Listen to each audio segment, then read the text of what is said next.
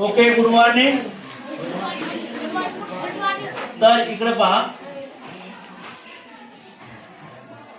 हे आता समजा हे डॉट आहे किंवा याला आपण अशा पद्धतीनं जर गोल बनवलं तर हे काय होईल माहितीये, एक आकाशगंगा.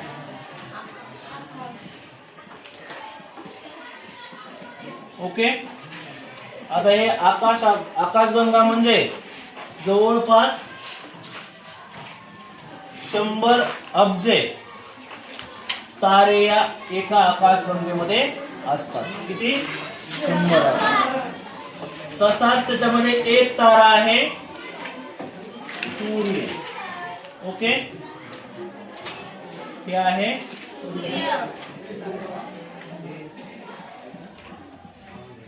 सूर्य. ओके, आणि हा सूर्य काय करतो तर आकाशगंगेभोवती प्रदक्षिणा फिरतो. मग ज्या वेळेस आकाशगंगेकडे येतो म्हणजे फिरतो त्यावेळेस त्याचा प्रति सेकंदाला वेग असतो 250 किलोमीटर. किती वेग असतो? 250 किलोमीटर. म्हणजे प्रति सेकंद. लक्षात. आणि याला हे पूर्ण आकाशगंगेला प्रदक्षिणा घालण्यासाठी लागतात जवळपास 25 करोड इयर. किती वर्ष लागतात? 25 करोड इयर. म्हणजे 25 कोटी वर्ष लागतात एक राऊंड मारायला. विचार करा याच्यामध्ये. आणि त्याचा वेग तर किती आहे? प्रति सेकंद. एका सेकंदाला 250 किलोमीटर वेगाने पळतो. आणि तो एकटाच नाही पळत, हा सगळ्यात तेजस्वी आहे. हा सगळ्यांना घेऊन पळतो. याच्या मागे बाकीचे सुद्धा सगळेच ग्रह जे आहेत ते पळत राहतात. मग हे याच्यानंतर आपण जर पाहिलं तर मध्ये आहे, हे आहे सन, हे आहे अर्थ. लक्षात. आणि याच्या खाली काय असेल म्हणजे आता बघा, सन हे अर्थ आहे, इथं सन आहे. तर याच्यामध्ये आणि याच्यामध्ये अंतर जवळपास अर्थ आणि पृथ्वी म्हणजे पृथ्वी आणि सूर्य याच्यामधलं अंतर जवळपास किती माहितीये? 15 कोटी किलोमीटर. लक्षात.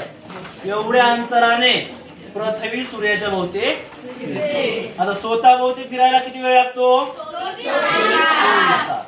आणि सूर्याभोवती फिरायला 365 दिवस. लक्षात. मग अशा पद्धतीने पृथ्वी स्वतः भोवती फिरता फिरता सूर्याभोवती देखील फिरत असते. आणि मग याच्यामध्ये ज्या वेळेस इथं अर्थ समजा अर्थ अंतर खूप आहे. ओके, मग इथं काय असतो? मून असतो. लक्षात. मग काय होतंय, मूनला स्वतःचा प्रकाश नाही. मून हा स्वयंप्रकाशित नाही चंद्र. ज्यावेळेस सूर्याचा प्रकाश चंद्रावर पडतो त्यावेळेस हे जे आहे इथून खालचा भाग, हा भाग काय आहे तर हा भाग जो आहे इथं सन आहे, इथं मून आहे आणि इथं अर्थ. तर ज्यावेळेस इथं पूर्णपणे स्ट्रेट येईल, सनच्या स्ट्रेट येईल मून, त्यावेळेस या साईडला काय असतो, याचा प्रकाश इथं पडतो. पण इथं पडतोय का? नाही. त्याच्यामुळे या ठिकाणी काय असते, ज्यावेळेस हे स्ट्रेट येईल त्यावेळेस अमावस्या असते. काय असते? म्हणजे आपल्या इकडे भूत लागतात बघा माणसाला, असं म्हणतात. ही गोष्ट बिलकुल खरी नाही. कारण याचा आणि त्याचा तुमच्या लक्षात येईल की काही संबंध नाही. ती जी प्रोसेस आहे, प्रक्रिया आहे, नैसर्गिक आहे. ओके, मग त्याच्यानंतर हा मून इथं येईल. लक्षात. मग याच्यानंतर या भागामध्ये पूर्ण काय होईल, अंधार राहील आणि याचा प्रकाश इथं पडेल. इथं पडलेला प्रकाश याच्यावर पडेल. त्यावेळेस आपल्याला मून दिसतो. आलं लक्षात. याच्यानंतर इथं एक असेल, याच्या पण भागामध्ये या पूर्णपणे काय असेल, हा भाग दिसणार नाही, हा भाग दिसत. त्यावेळेस इथं आपल्याला चंद्र पाहायला मिळतो. आलं लक्षात. त्याच्यानंतर खाली असेल, म्हणजे तो दिवसेंदिवस चेंज होईल ना, त्याची जागा फिरत राहील ना तो. मग त्याच्यानंतर इथं येईल, मग इथं आल्यानंतर आपल्याला मोठा चंद्र दिसतो. आलं लक्षात. म्हणजे हे कुठं आलेला असेल, आता इथं तर पौर्णिमा असेल, मग इथं काय होईल, हे पूर्णपणे वरचा जो भाग आहे तो आपल्याला दिसेल. आलं लक्षात. आणि हे दिसल्यामुळे आपल्याला कशी काय होते, या ठिकाणी पौर्णिमा. ओके, हे काय होईल, पौर्णिमा असेल. याच्यानंतर त्याचा या साईडला येईल, मग या साईडला देखील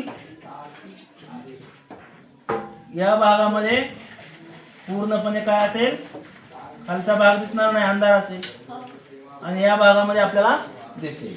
याच्यानंतर या ठिकाणी तो सरकत येईल, त्याच्यामुळं या भागामध्ये दिसणार नाही, हे वरचा भाग आपल्याला दिसेल. का दिसतोय हा भाग, हा कशामुळं, सूर्याचा प्रकाश याच्यावर पडल्यामुळे तो आपल्या पृथ्वीवरून चमकतो, त्याच्यामुळे तो भाग दिसतो. त्याच्यानंतर मग इथं थोडा दिसेल. आलं लक्षात. म्हणजे हा भाग काय होईल, डार्क होईल. ओके, आणि हा भाग कमी दिसेल, आणि नंतर मग इथं पूर्णपणे अंधार होईल. त्यावेळेस इथं अमावस्या असते, इथं पौर्णिमा असते. यालाच काय म्हणतात, शुक्ल पक्ष म्हणतो आपण. आलं लक्षात. आणि इकडे काय म्हणतात, ज्यावेळेस पौर्णिमापासून अमावस्यापर्यंतचा पिरियड जो असतो, कालावधी, त्याला कृष्ण पक्ष म्हणतात. आलं लक्षात. म्हणजे या ठिकाणी अमावस्या कशी निर्माण होते आणि पौर्णिमा कशी होते हे आपल्या निश्चित लक्षात आलेलं असेल. मग याचा आणि आपल्या जवळच्या भूताचा वगैरे काय संबंध आहे का, नाही. परंतु आपल्याकडे असं म्हणतात की भूत हे कधी येतात, अमावस्याला येतात म्हणतात. मग या अमावस्या पूर्णपणे ज्यावेळेस चंद्र हा पृथ्वीच्या सरळ रेषेत असेल, त्यावेळेस त्याचा भाग, खालचा भाग आपल्याला दिसतो, आणि तो भाग हा अंधारा असतो. कारण सूर्याचा प्रकाश त्याच्या खालच्या भागावर पडतोय का, नाही, वरच्या पडतो. त्याच्यामुळे आपल्याला पूर्णपणे अंधार दिसतो. म्हणजे पूर्ण रात्र हे अंधाराची असते, त्यावेळेस आपल्याला चंद्र दिसत नाही, म्हणून त्या ठिकाणी अमावस्या असते. आणि ज्यावेळेस तो फिरत फिरत आल्यानंतर या ठिकाणी आला की सूर्याचे किरण चंद्रावर पडतात, आणि त्याच्यामुळे ते पूर्णपणे आपल्याला त्याचा पूर्ण पृष्ठभाग दिसतो, आणि त्याच्यामुळे त्या ठिकाणी काय तयार होते, पौर्णिमा. त्यालाच आपण काय म्हणतो, शुक्ल पक्ष आणि कृष्ण पक्ष.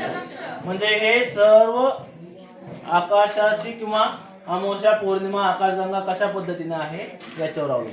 आणि हे एक लक्षात ठेवा, ज्यावेळेस सूर्य आहे हा आकाशगंगेला किती प्रति सेकंद किती किलोमीटर अंतर कापतंय, 250 किलोमीटर.